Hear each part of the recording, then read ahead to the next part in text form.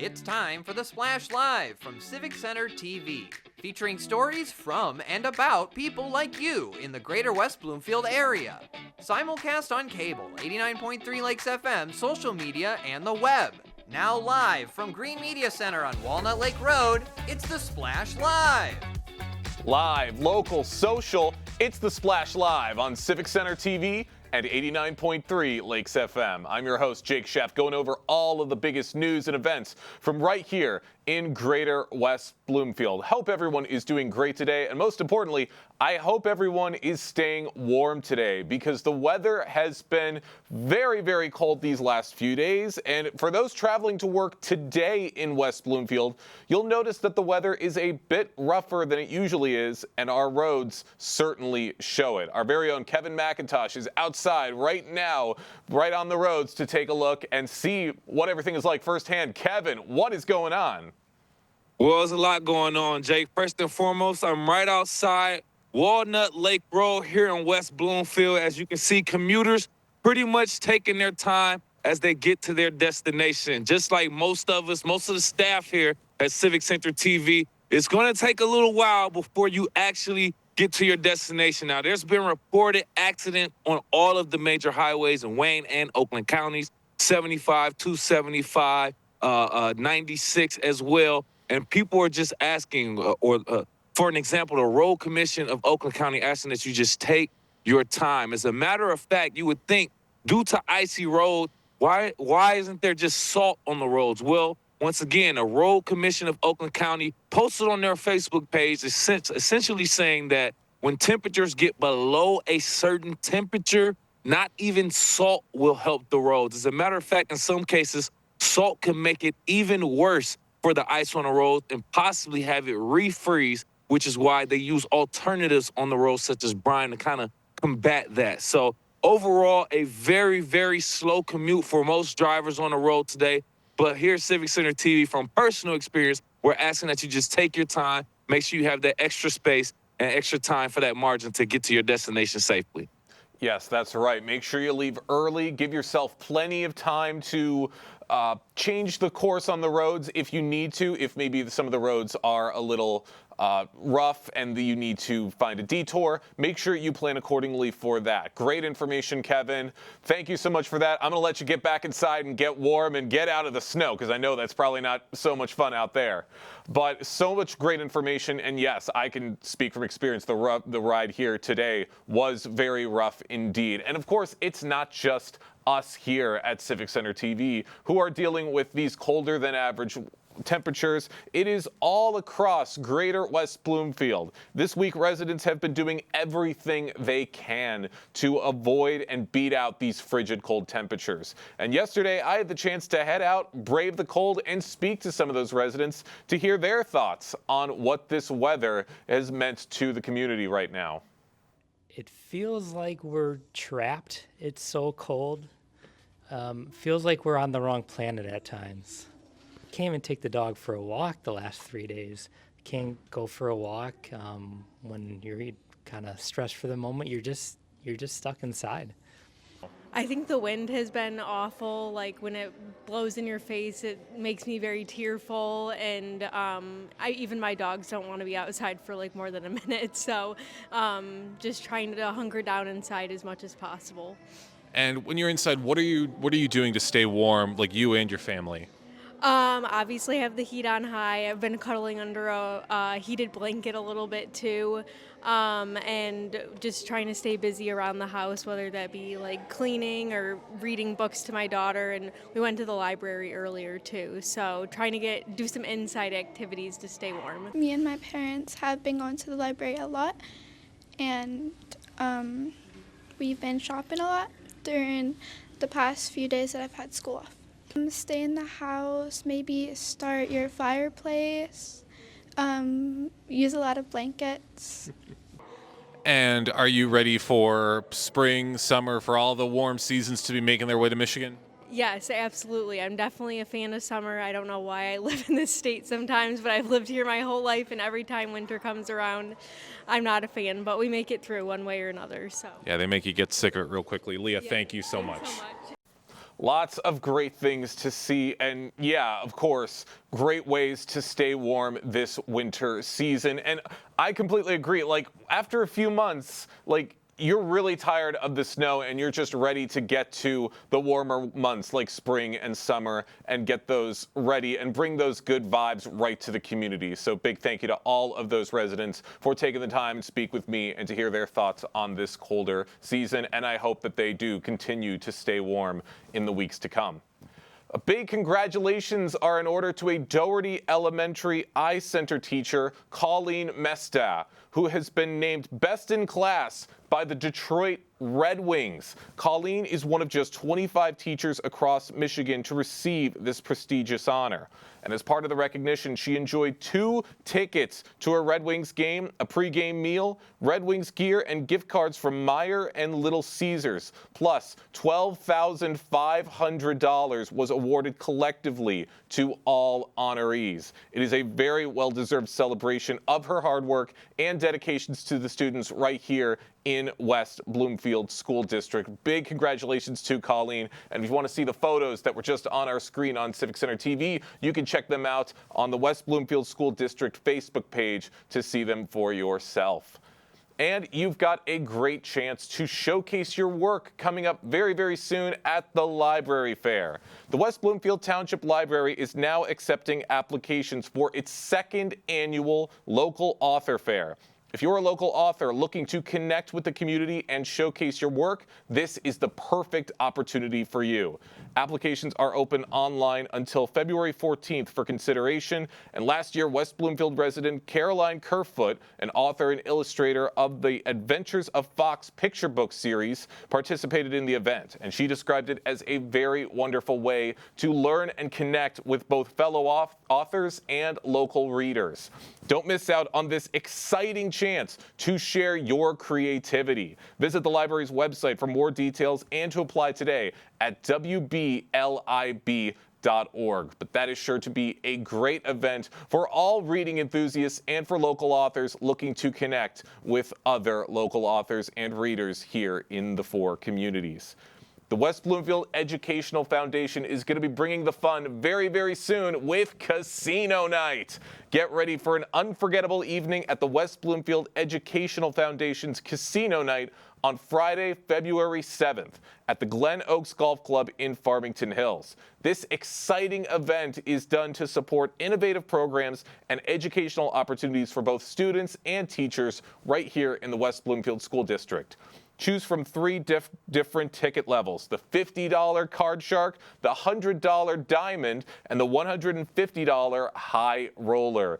Each packed with gaming chips, raffle entries, appetizers, desserts, and late-night pizza. Can't make it? You can still support the Educational Foundation with a donation to support those teachers and those students. Enjoy casino games, dancing, entertainment, all while helping the next generation thrive. Get your tickets and learn some more information at WBEF.org. But that is sure to be another very fun event coming up right here in West Bloomfield. The West Bloomfield Rotary Club is interacting with the community and doing so in a very innovative way. And our very own Kevin McIntosh has more right now. It's The Splash Live on Civic Center TV and 89.3 Lakes FM. Thank you so much for joining us today. I am your host, Kevin McIntosh. Talking a little bit about the Rotary Club. How much do you know about the West Bloomfield Rotary Club, or another club that is associated with them that actually adopts the young members of Greater West Bloomfield? Joining me right here live on The Splash, a few members of the West Bloomfield Rotary Club to tell us a little bit more about it. We have member of West Bloomfield Rotary Club, Ginger Winter, and West Bloomfield High School student and Rotary Interact Club member, Neil Kamith. Thank you both for being here. Thank you for having us. We appreciate this first and foremost, and I just want to kind of talk to you both about Rotary Club in general and your 2 clubs, the Interact Club and Rotary Club itself. Starting with you, Ginger, if you don't mind, let's just give a brief overview. What is Rotary, what is the Rotary Club, and why are high school students involved? Well, Rotary is a club that is service-oriented. they have people from the business world, people who are in education, all different people who care about service for others.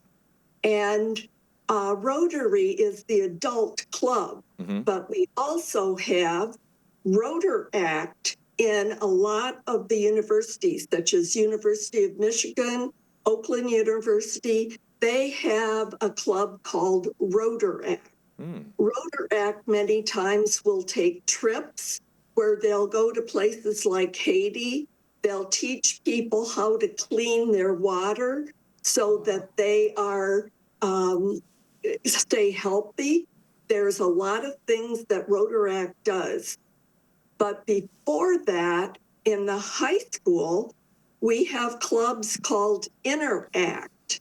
And those Interact clubs are students, and we're teaching them how to do service things in the community, but also in the larger world. Interesting.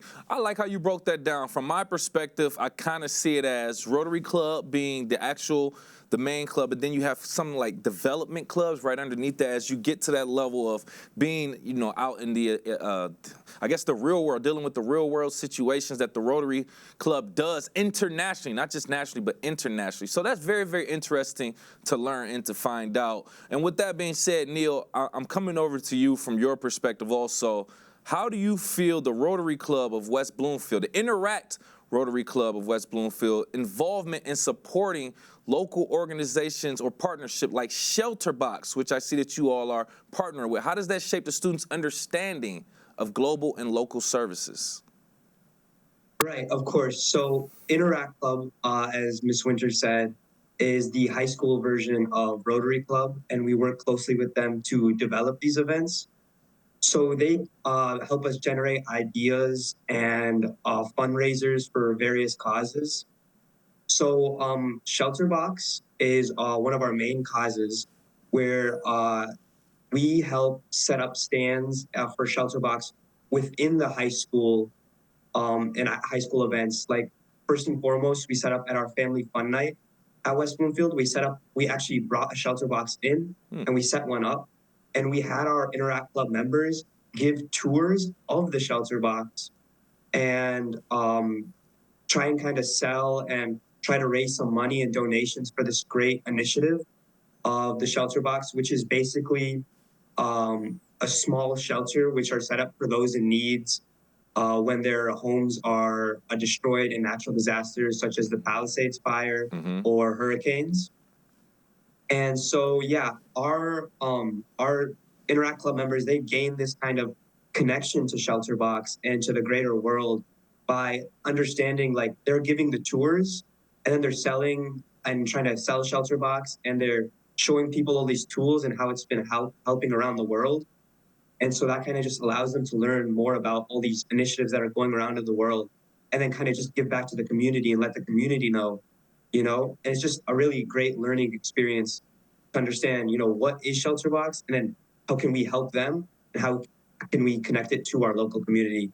And yeah. Wow. Okay. So I gotta kind of consume that a little bit more. So a ShelterBox. ShelterBox is if I'm not mistaken, it's essentially an entire organization. It's a whole nother organization that Rotary partnered with, and essentially they provide a giant box that'll have a bunch of different essentials in there, from a tent to flashlights and batteries, a shovel, and I would imagine so many other things in between that to help people adjust to possibly losing their entire lifeline, their entire livelihood through natural disasters, like you said, whether that's domestically right here in the United States or internationally. So I would imagine that helps the students understand a little bit more about the world news and world issues overall. Would you say? Exactly. Perfect. So yeah, understanding those natural disasters and how we can help is exactly what ShelterBox is about. And, making a difference in the greater world and not just our local community. Okay. So now we're starting to get to the meat and bones of it. I want to break this down a little bit more. Ginger, with you now, because I want to talk about that shelter box a little bit more.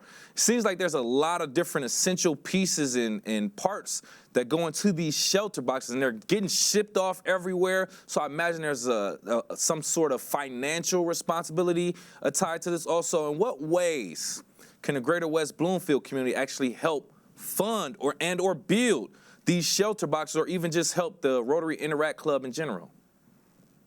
Well, there are people, anybody can purchase a shelter box, or they can purchase, and they can do it online. All they have to do is look up shelter box or Rotary shelter box online.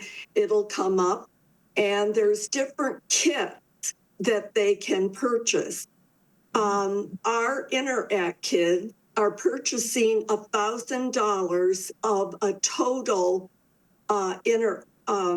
shelter box, but there are areas that have smaller kits, like for $100 or whatever, depending on, is it a flood, is it tornado, is it a war, what is going on, and then the people that run the shelter box company in London decide what the needs are, and then they send that to the area that's afflicted. And at that time, the Rotary Club steps in and delivers these shelter boxes to people in need.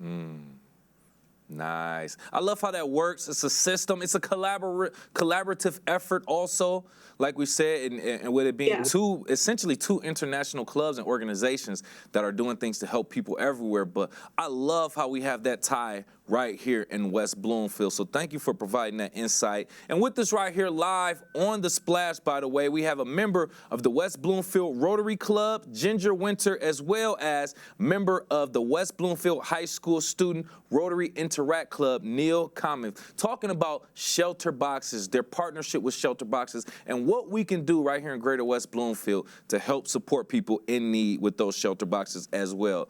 Ginger, kind of going back to you, I want you to expound on a little bit of this global issue with the local tie that we have. How does Rotary's partnership with ShelterBox specifically strengthen those ties between our local club here and then the international relief efforts? Well, the ShelterBox idea was started by a man in Rotary. And then they collaborated with this company that makes the shelter boxes. There's 7 different places where they're deployed close to where the emergency is, be fires or tornadoes or whatever it is. And we are letting our West Bloomfield people know about this, because as we have more problems with many different things going wrong with our climate, we need more and more of these. And so you, as a person listening today, you can write a check and it will go to our Rotary treasurer. And I'm going to put up a sign with the information on, so you can copy it down, so you can help with this ongoing effort that we are making. This is the sign where you can write a check to West Bloomfield Area Rotary Foundation. And it's 3994 Fieldview Avenue, West Bloomfield, Michigan, 48324. And on that check, where it says meant, you can put ShelterBox in the memo. Yes. No, perfect.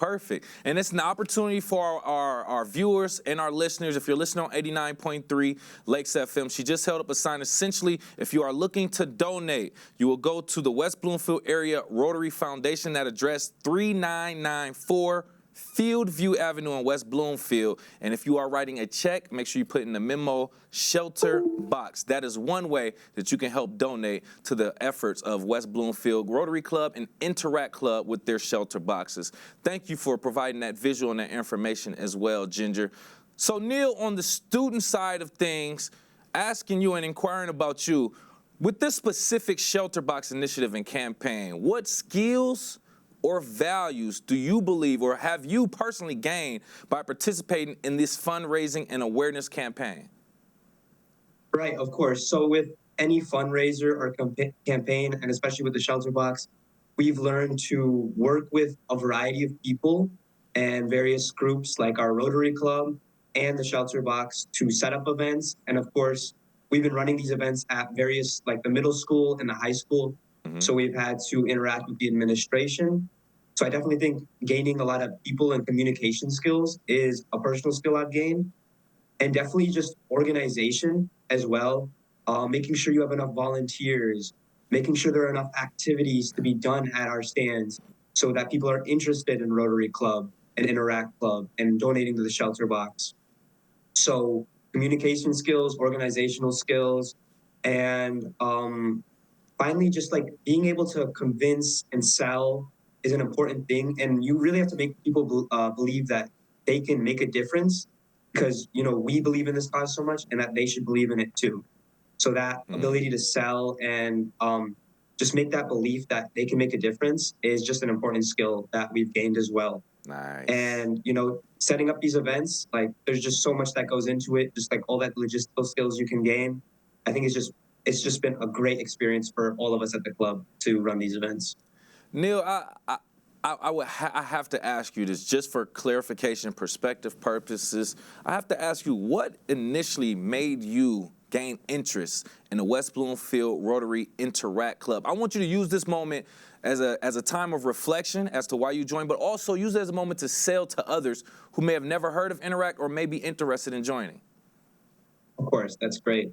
So I originally joined Interact because I heard about it, and I had so much free time on my hands early in my high school days that I wanted to make a difference, and I wanted to volunteer. And, you know, there's always a lot of one-off volunteering events that happen around school that you can do with NHS and NJHS. And I wanted to be making a consistent difference, you know, every single month, being involved in various events. And I wanted to be doing it with people I knew, like that were around my high school and my friends.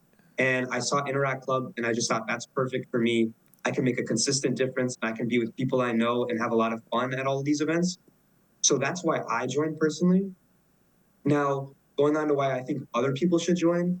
So of course, we offer volunteer hours for all those who need it. But I think a bigger thing, me personally, is that we're allowing a lot of young people to make a difference in their local community, which I don't think a lot of people get that opportunity a lot. And you actually get that, you can make that difference in a variety of ways, because we've been partnering with so many different organizations like the Haven Shelter and Hospitality House. And these are all various local community initiatives. And that's just like a great opportunity for anyone who's in the high school. I think that's really a big reason why you should join Interact.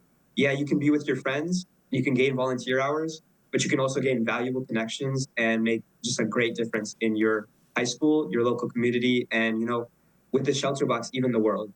Oh my God, Neil.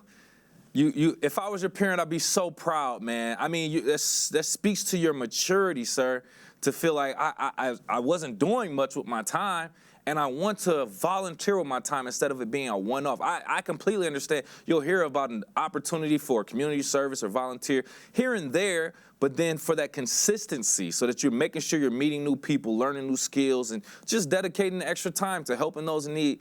I love that, especially in a student like yourself, so young. So kudos to you and your parents and your entire village for raising you with that ideology. Ginger, moving on to you, essentially just want to know, are there any other future plans for the Rotary Club, Rotary Interact Club, that you want to let people know about, how they could possibly get involved, and things of that nature, please? Well, we have many things with the Rotary Club that we do, delivering meals at Thanksgiving and lots of things like that. But I think it's so important that people are aware of what Rotary does, the camaraderie, the fellowship that we have with one another. And it really helps. I have enjoyed so much being a chair of the Interact Kids. They're learning so much through doing. And when they're doing things, helping people at retirement places, spending time with people in the community, it really is such a valuable experience. So I welcome anyone to visit our Rotary, or if they have children at the high school, look into that, because this group of Interact Kids are so wonderful, just like Neil. He is president this year. He's senior, but we need more people coming up to take responsibility and doing activities that are so meaningful.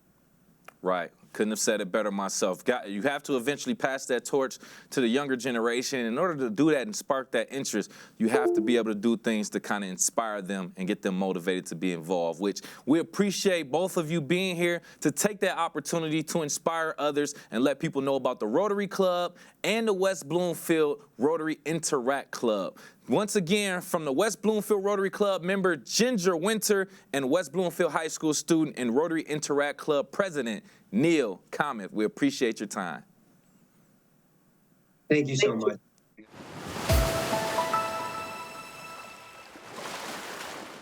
Kevin McIntosh, for going out and getting that interview. Really interesting to hear the perspective from both a member of the Rotary Club and someone like Neil as a student, to hear their thoughts on this great, great cause for the entire community. Can't wait to see what comes next. If you want a chance to help out people right here in the greater West Bloomfield community, you will have the chance to do so very, very soon as the West Bloomfield United Methodist Church Blood Drive is coming up very, very soon. And here to tell us more about this initiative, we have the pastor with the West Bloomfield United Methodist Church, Reverend Elizabeth Hurd, joining us right now on The Splash. Elizabeth, good morning. Good morning. Thank you for having me. Absolutely. Always love having you with us. Really happy to be talking with you, and really interested to be getting into this conversation about this blood drive. How has the United Methodist Church with West Bloomfield become such a vital partner in organizing local blood drives like these, and what's the response been from the community so far? You know, it's been a little while since we've had a blood drive. It's probably been about over 10 years. And the church has just been thinking about ways that we can engage with the community and give back to the community. And we thought about, what if we just reached out to the American Red Cross and asked if they needed a space to host a blood drive. And so we're kind of getting back into the swing of things after 10 years. And the response from our immediate congregation has been wonderful. We have lots of people who have signed up to give or to volunteer and help. And every time we've talked with people out in the community about it, like at the Faith and Community Alliance that we just met here this past Thursday, the response has been pretty positive. And so we're excited to be able to host and to kind of see how we can build this partnership up again and make it strong. That's right. And I've attended a couple of the blood drives we've had here in West Bloomfield recently, and I've seen just how much the community has rallied around events like these, and every little bit helps and goes such a long way to benefiting so many people who might be dealing with medical things that might require more blood. And what makes the winter season particularly challenging for maintaining blood supplies? You know, I'm not sure if it's just the winter season. When we've met with our American Red Cross liaison and the person organizing it through the American Red Cross, she said that really since the pandemic, there has been a shortage of blood, not just in local regions. There's always kind of been blood shortages in local regions, but they've seen more and more nationwide blood shortages. And so whether that is just people got out of the habit of giving during the pandemic, or they've been unable to give, or just have not thought about going, blood shortages have been more and more common, unfortunately. And we know that giving blood can be life-saving. And so we wanted to do our part to try to encourage people to give more. I can certainly understand how something like the pandemic can alter someone's view on a practice like this and maybe give them a little bit of concern. But it's great to see that more and more people are starting to give back again. But maybe not everyone is comfortable just yet. So beyond giving blood, how can residents get involved in supporting the success of local donation events such as this one? Yeah, I mean, there's a multitude of ways. One of the best ways is to just let your friends and family know that there's a blood drive going on. You might know people who are donors. You might know people who maybe have never donated before but have been thinking about it. So, share the information and let people know that there's a blood drive going on right in the West Bloomfield community that's easily accessible to folks in this community. But also, we will take any volunteers if you want to come and help serve cookies or juice to make sure that people who do donate are able to kind of get their blood sugar up again after donation, or just talk with people as they have to wait 15 minutes after a donation. Those are ways that you can volunteer as well. I mean, we have people in our congregation who gave blood in the past but are no longer able to, and those are the ways that they're engaging, is helping with check-in, helping with welcoming people, giving out cookies and juice afterwards, talking with folks. And so there's ways that you can support it beyond just giving blood. And we're more than happy to take any volunteers who want to come on in. And yeah, just like with giving blood, every little bit of support goes such a long way. For those just joining us right now on the Splash Live, we have Reverend Elizabeth Hurd with the West Bloomfield United Methodist Church joining us right now to talk about the church's upcoming blood drive that's going to be taking place very, very soon. And how does hosting this blood drive, or blood drives like this one, align with the mission and values of the West Bloomfield United Methodist Church?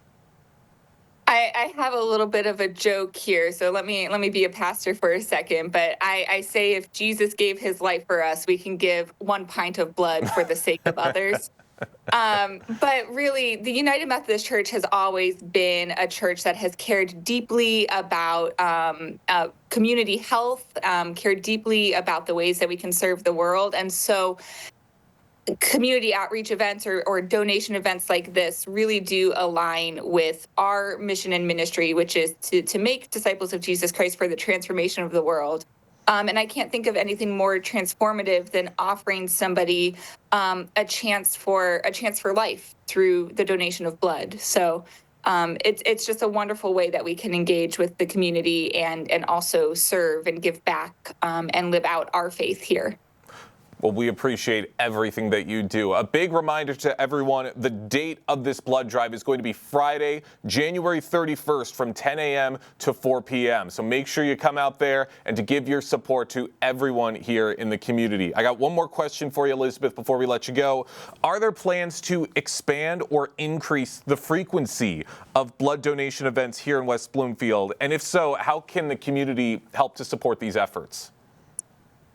I think that the Red Cross would love to have more hosting sites and more donation sites around West Bloomfield. I believe the closest, don't quote me on this, but I think the closest Red Cross donation center is in Farmington Hills, which is a bit of a drive for folks within our community. And so we're looking at maybe possibly, depending on how this one goes, maybe setting up another one in the future. But also, if you have a local organization, a local faith community, or anything like that, just get in touch with the Red Cross and let them know that you're interested in hosting a blood drive, because they're looking for partners and hosts for places right here in the community. Looking everywhere they can, but great information and a great way for the community to get involved. Reverend Hurd, we thank you so much once again for your time here on The Splash this morning. Thank you. Glad to have all this information for a very important cause. But that blood drive is coming up very, very soon. So hopefully you can stop by to give your time and a little bit of blood to help out so many people. But once again, thank you to Reverend Hurd for her time and for having this interview. Some big updates are coming very, very soon to one of the most popular parks here in West Bloomfield, Pine Lake Park. And here to tell us more about some of these updates, we have the Executive Director of West Bloomfield Parks, Kelly Heyer, joining us today on The Splash. Kelly, good morning. Good morning. Glad to have you with us. I know things have been very busy over in parks. You guys have been doing a lot of great work here in the community, and I'm really interested in hearing about some of these big updates that are going to be coming to Pine Lake Park. Can you tell me about them? Sure. So as you know, that we put in front of the public last year a master plan for Pine Lake Park, and the commission did adopt that. We also took it to the Bloomfield Hills School District, as you know, our partner in that park agreement. And we are tackling two things at Pine Lake for 2025. And of course, the playground, the top requested amenity, is one of them. But we're also simultaneously planning out the entire park. So some cost savings will happen when you engineer the entire thing. And that is something we told the township, or asked of the township, for consideration when we're going back to Planning Commission and site review, that we would have the whole park planned out, but we would build it in phases. So we haven't received back the quotes for the engineering yet, but we are going to be probably taking that to commission next month. But we started researching the playgrounds. So as you know, we took we did a big improvement to Drake Sports Park playground last year. And that's the first playground that we have installed ourselves without a big park renovation.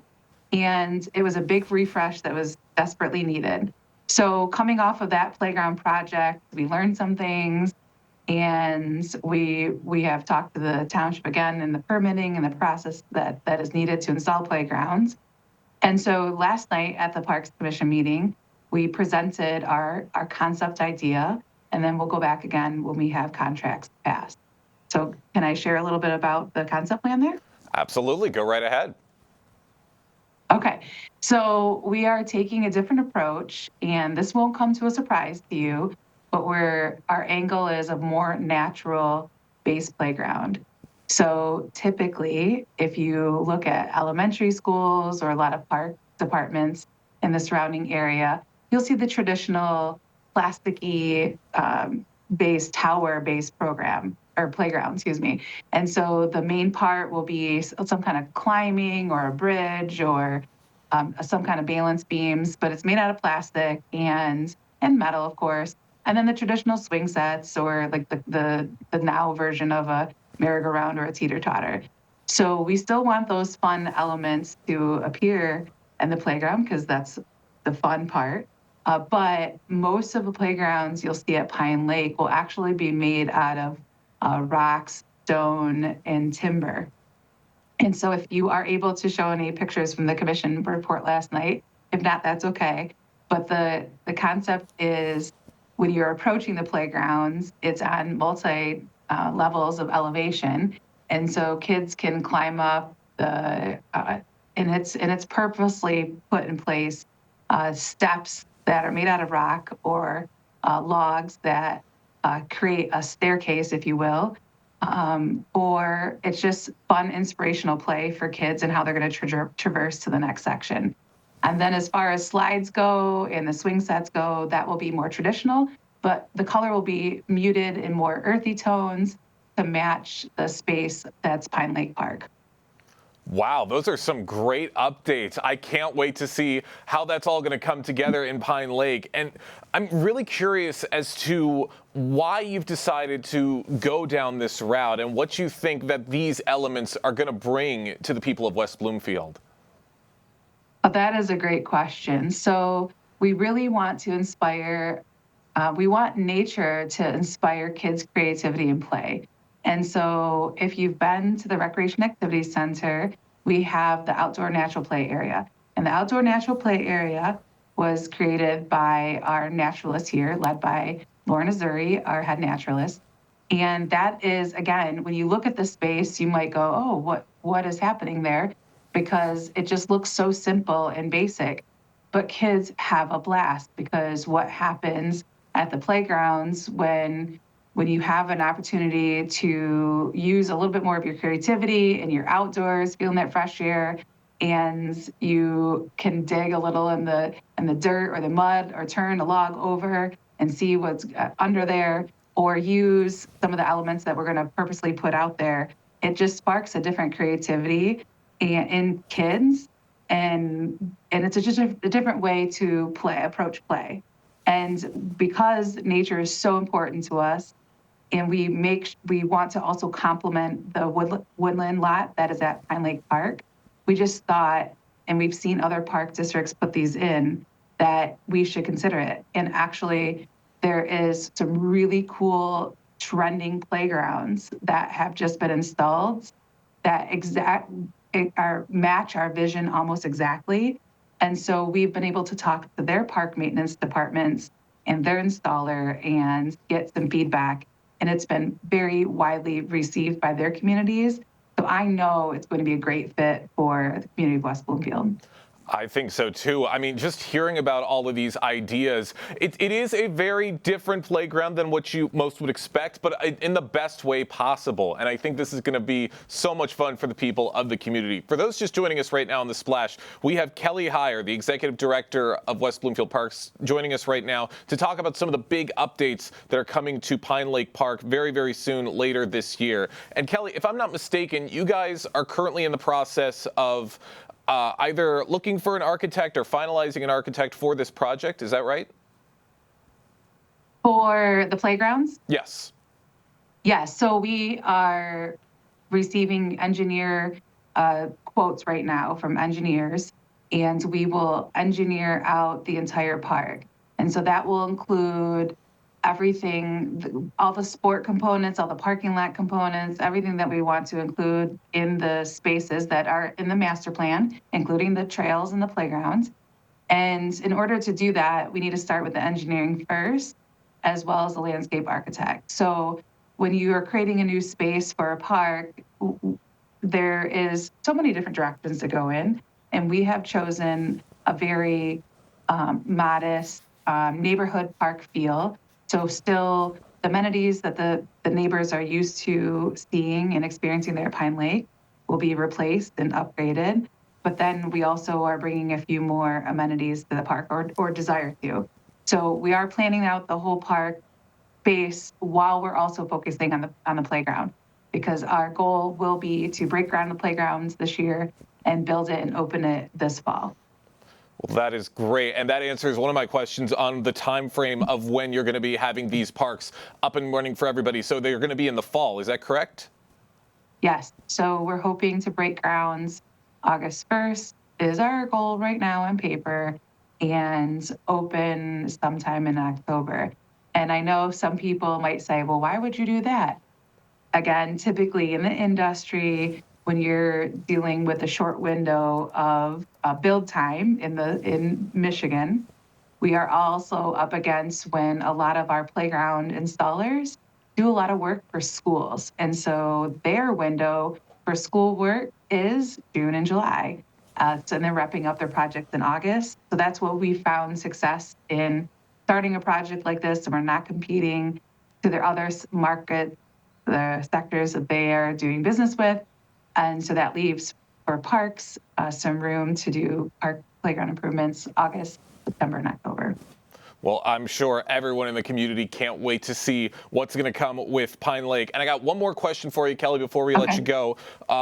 With the ideas that are coming into place with Pine Lake Park, do you have similar plans in place that might be coming for some of the other parks here in the community? Well, we are doing some upgrades at Marshbank Park, and that will be released to the public soon. And that is going to be a 3-year repaving project. So that will include the walking trail and the sidewalk, as well as the parking lot resurfacing, including the front entrance of Marshbank. And so that's a big project, similar to how we did Drake several years ago now. We broke it up into 3 different years. Financially, it's more affordable that way, and we don't have to close the park very much to the public. It will be, for the phases, they will be 3 months at a time. So this year, we are looking at August 1st for 3 months. That there'll be work going on at Marsh Bank. So again, we're going to share that with the public. And then, of course, the Connect Community Center project. We'll have a big update in February for the community as we're making progress every day there. WB Parks, a lot of things in place, and can't wait to see how they all turn out. Kelly, thank you so much for your time today. Thanks. And I hope you guys check out the pictures because I'm sure my verbal description didn't do it justice. But if you watch the commission meeting from last night, or we can, of course, give you some references to look at. But nature is the way to go, the theme, the inspiration for West Bloomfield Park. So we're just taking it to the playground this time. That is absolutely right. Big thank you to Kelly for her time today, and can't wait to see all of the great work that comes with the playgrounds here in Pine Lake Park and beyond with the plans that are coming in the future. Lots of other great stories and great topics to get into right after this quick commercial break. Live, local, social, it's The Splash Live on Civic Center TV and 89.3 Lakes FM. We'll be right back with The Splash Live.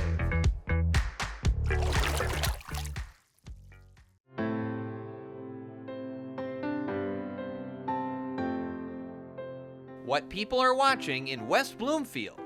Civic Center TV and 89.3 Lakes FM. 1 in 4 Michigan homes has high levels of radon, a naturally occurring radioactive gas known to cause lung cancer. It doesn't matter where you live or what type of home you have. You won't even know it's there unless you test. So don't wait. Testing is cheap and easy. And if there's a problem, it's simple to fix. Visit michigan.gov/radon to learn more. We took action. Will you? Last week, Brandon met a girl on a dating app. One day after work, he finally found the courage to ask her out. No answer. He started to panic. Was he being too pushy? Maybe it was too... Hey, sorry I didn't respond. I was driving. I would love to go on a date. How does tonight sound? Brandon tried to play it cool, but inside he knew. A girl so smart, so responsible. She must be a keeper. I'm Gina Gregory, president of the Greater West Bloomfield Historical Society. I'm excited that Civic Center TV has reached 1 million views on YouTube. Congratulations. That's just terrific. We appreciate everything Civic Center does for the Greater West Bloomfield Historical Society and the community. For us, they promote and highlight our events. It's awesome to have them available 24/7 on YouTube. I'm Gina Gregory and proud to be 1 in a million.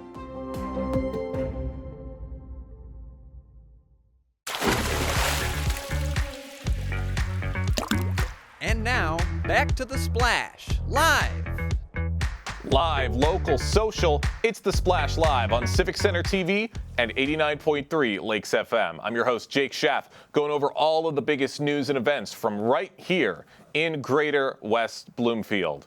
In Oakland County, there's a very important date that is coming up, and that is the point-in-time count, a comprehensive effort to count and survey people experiencing homelessness on a single night in January each year. And here to tell us more about what this means for Oakland County, we have the president and CEO of the Community Housing Network, Kirsten Elliott, joining us right now on The Splash. Kirsten, good morning. Good morning. How are you today? I am great. Really happy to have you with us and really happy to be getting into this conversation. So I just went over a little bit on what the point in time count is, but describe it a little more for the overall, for people who may not have ever heard of something like this, what it really means for the people of West Bloomfield or for the people of Oakland County. Absolutely. So the point in time count, we've been doing the point in time count in Oakland County and actually across this country since 2007.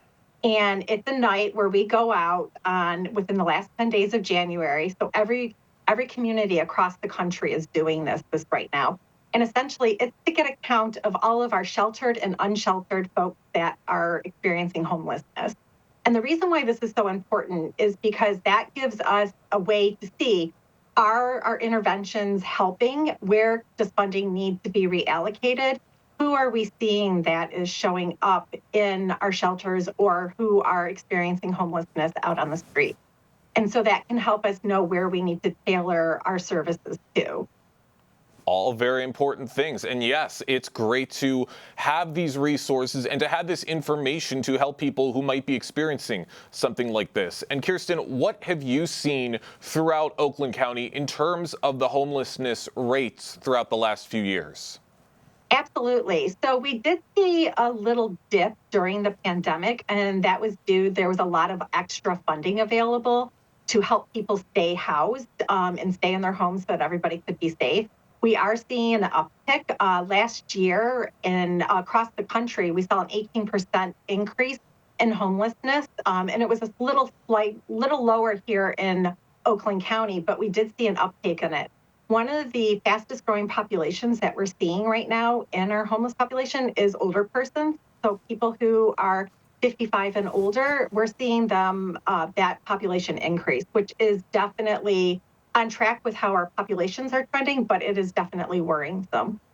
I can imagine. So it's something that you don't want anyone to deal with. You wouldn't wish this on your worst enemy.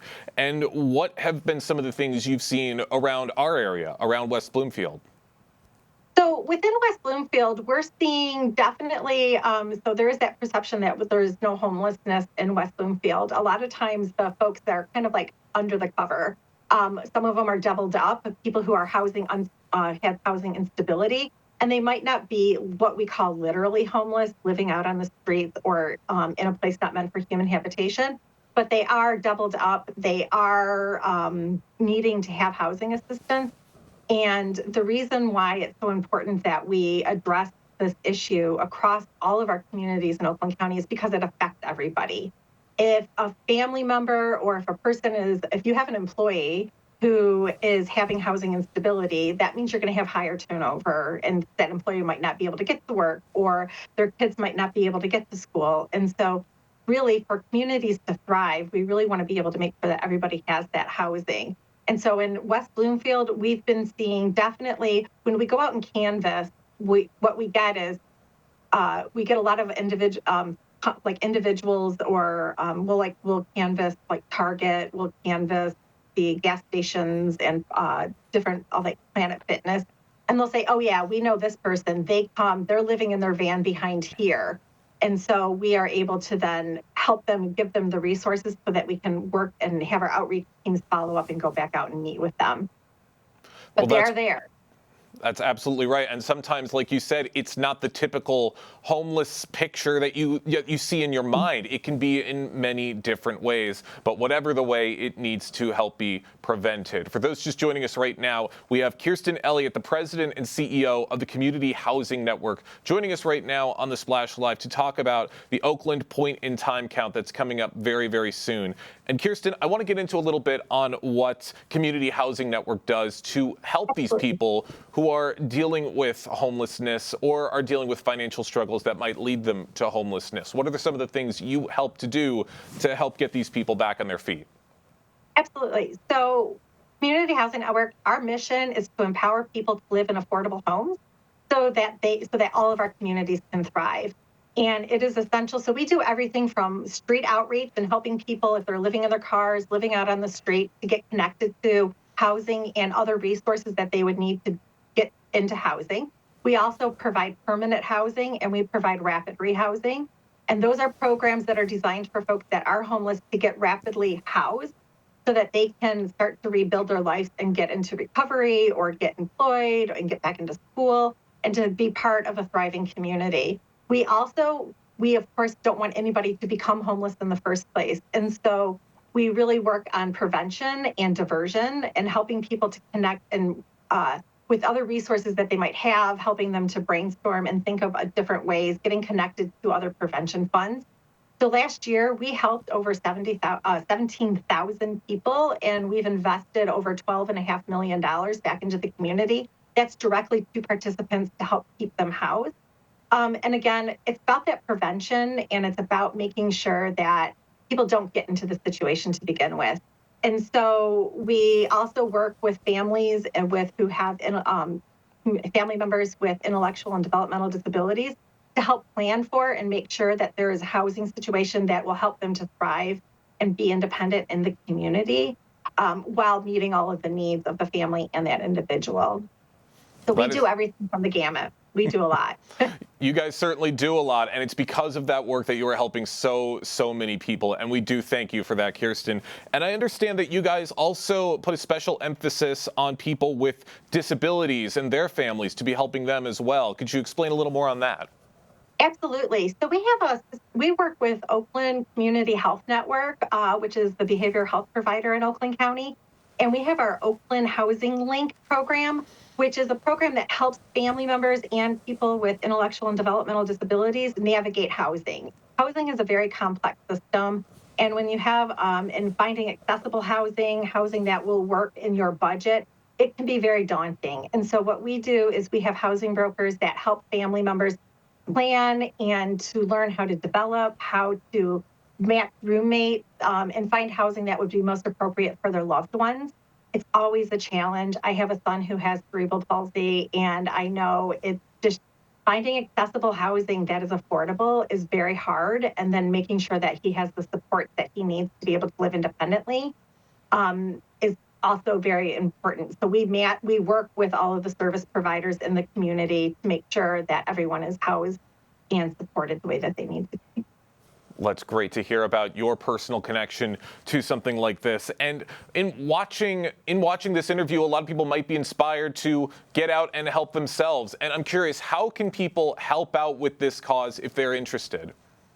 Absolutely. Well, obviously, monetary donations is always welcomed. We have volunteer opportunities. We also have a lot of opportunities to provide in-kind goods. So we do drives for cleaning supplies, welcome home baskets. You can go to communityhousingnetwork.org. Also, learn about housing instability, housing challenges, different policies that can help make a difference for individuals and families so that our community can thrive and that we all can participate equally in the community. Well, really interested in hearing all of those great resources. And as a reminder for everyone, the Oakland County Point in Time Count is going to be taking place on Wednesday, January 29th. Kirsten, I got one more question before we let you go because we are running short on time. Is there any more information you can provide to the people of West Bloomfield about Oakland County Point in Time? The main thing that I would say, we already have all of our volunteers ready for the point in time count, is to be on the lookout for our volunteers. We will be out canvassing between 7 p.m. and 11 p.m. that night. And so if you see us and if we come into your business establishment asking, do you know of any individuals that are homeless, please do work with us and tell us where you know where people are at, if you know where that. And we really appreciate it because it really does take a whole community to do this. And we do canvass all of Oakland County, all 62 municipalities. So it certainly does take a village, but it takes a lot of effort and hard work, and you are certainly helping to provide that. Kirsten, we thank you so much for your time in joining us on the Splash Live today. I appreciate your time and thank you for the opportunity. Absolutely, really interested in hearing about the point in time count and all the work that the Community Housing Network is doing to help combat homelessness. And if you're interested in seeing all of our stories from today's episode and from previous episodes, our stories, you can see Tyler, you can see Kevin, you can see anything. You can check them out on civiccentertv.com to see everything we got to say. You can scan the QR code that is on our screen right now. That will take you directly to the website, or you can punch in civiccentertv.com to stay updated with our show and with the recent board meetings and events from all across the 4 communities. But that is going to do it for us today here on the Splash Live. Big thank you to Kevin McIntosh for his work out in the field. Big thank you to all of our team members for putting together a great show, and for our guests. Live, local, social, it's the Splash Live on Civic Center TV and 89.3 Lakes FM.